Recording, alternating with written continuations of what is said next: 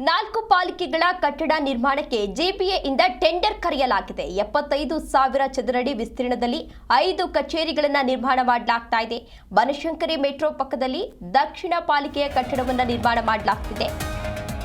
4 ಪಾಲಿಕೆಗಳ ಕಟ್ಟಡ ನಿರ್ಮಾಣಕ್ಕೆ ಜಿಪಿಎ ಇಂದ ಈಗಾಗಲೇ ಟೆಂಡರ್ ಅನ್ನು ಕರೆಯಲಾಗಿದೆ. 75,000 ಚದರಡಿ ವಿಸ್ತೀರ್ಣದಲ್ಲಿ 5 ಕಚೇರಿಗಳನ್ನು ನಿರ್ಮಾಣ ಮಾಡಲಾಗ್ತಾ ಇದೆ.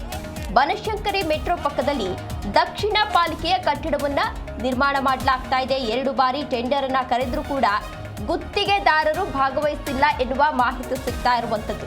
ಮಹದೇವಪುರ, ಚಂದ್ರ ಲೇಔಟ್, ಚೊಕ್ಕನಹಳ್ಳಿ, ಬನಶಂಕರಿ 4 ಕಡೆ ಅಂದ್ರೆ ಈ 4 ಕಡೆ ಪಾಲಿಕೆಯ ಹೊಸ ಕಚೇರಿಗಳು ನಿರ್ಮಾಣವಾಗಲಿದೆ. ಇದು Zee Kannada news exclusive story. ಪರಿಸರ ಸ್ನೇಹಿ ಕಟ್ಟಡಕ್ಕೆ ಬಿಸ್ಮೆಲ್ ಮಾಸ್ಟರ್ ಪ್ಲಾನ್ ಅನ್ನು ಮಾಡಿಕೊಳ್ಳಲಾಗ್ತಾ ಇದೆ.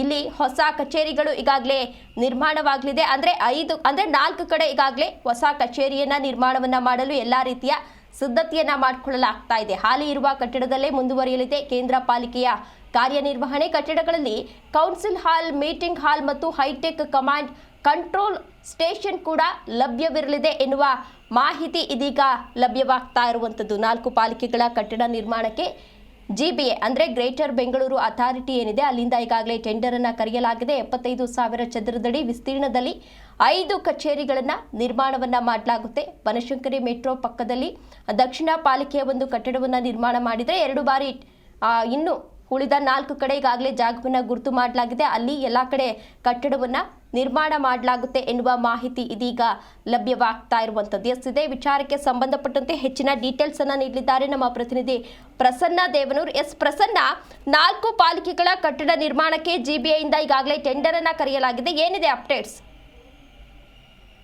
ಜಿಬಿಎ ರಚನೆ ಆದ ನಂತರ ಈಗ 5 ಪಾಲಿಕೆಗಳಾಗಿದೆ. ಅದರ ಪೈಕಿ ಕೇಂದ್ರ ಪಾಲಿಕೆಗೆ ಹೊರತುಪಡಿಸಿದ್ರೆ ಉಳಿದ 4 ಪಾಲಿಕೆಗಳಿಗೆ ಹೊಸದಾಗಿ ಕಟ್ಟಡವನ್ನ ನಿರ್ಮಾಣ ಮಾಡುವಂತಹ ಅನಿವಾರ್ಯತೆ ಮತ್ತು ಅಗತ್ಯತೆ ಈಗ ನಿರ್ಮಾಣವಾಗಿರುವಂತದ್ದು. ಅದಕ್ಕೆ ಸಂಬಂಧಪಟ್ಟಂತೆ ಈ ಕಟ್ಟಡದಲ್ಲಿ ವಿಶೇಷತೆ ಇರಬೇಕು, ಅಂದ್ರೆ ಈ 4 ಪಾಲಿಕೆಗಳ ಒಂದು ವಿನ್ಯಾಸ ವಿಶೇಷವಾಗಿರಬೇಕು ಎನ್ನುವಂತ ಪ್ಲಾನ್ ಅನ್ನು ರೂಪಿಸುವಂತದ್ದು. ಅಂದ್ರೆ ಕಡಿಮೆ ವಿದ್ಯುತ್, ಕಡಿಮೆ ನೀರನ್ನ ಬಳಸುವಂತಹ ಹಸಿರು ಮತ್ತು ನೀಲಿ ಕಟ್ಟಡದ ಸ್ವರೂಪದ ರೀತಿಯಲ್ಲಿ ವಿನ್ಯಾಸದ ರೂಪದಲ್ಲಿ ಕಟ್ಟಬೇಕು ಎನ್ನುವ ಉದ್ದೇಶದಿಂದ ಜಿಬಿಎ ಈಗಾಗಲೇ 2 ಸಲ ಟೆಂಡರ್ ಕರೆದಿತ್ತು. ಆದ್ರೆ ಸರಿಯಾದ ಕನ್ಸಲ್ಟೆಂಟ್ ಸಿಗದಲ್ಲೇ ಇರೋದ್ರಿಂದ ಡಿಪಿಆರ್ ಅನ್ನು ರಚನೆ ಮಾಡಬೇಕಂದ್ರೆ ಈ ಕಟ್ಟಡಗಳ ಒಂದು ವಿಸ್ತೀರ್ಣನೇ 70,000 ಸ್ಕ್ವೇರ್ ಫೀಟ್, ಅಂದ್ರೆ ಅಷ್ಟು ದೊಡ್ಡ ಜಾಗ ಇರೋ ಹಿನ್ನೆಲೆಯಲ್ಲಿ ಆ ಜಾಗಗಳಲ್ಲಿ ಯಾವ ರೀತಿಯಾಗಿ ಕಟ್ಟಬೇಕು, ಈ ತರದ ಒಂದು ವಿಶೇಷವಾದಂತಹ ಕಟ್ಟಡಗಳನ್ನ ಕಟ್ಟಲಿಕ್ಕೆ ಕನ್ಸಲ್ಟೆಂಟ್ಗಳಿಗೆ ಆಹ್ವಾನ ನೀಡಿತ್ತು. ಆ ಒಂದು ಡಿಪಿಆರ್ ಅಂದ್ರೆ ವಿಸ್ತೃತ ವರದಿ ತಯಾರಿಕೆ ಮಾಡ್ಲಿಕ್ಕೆ.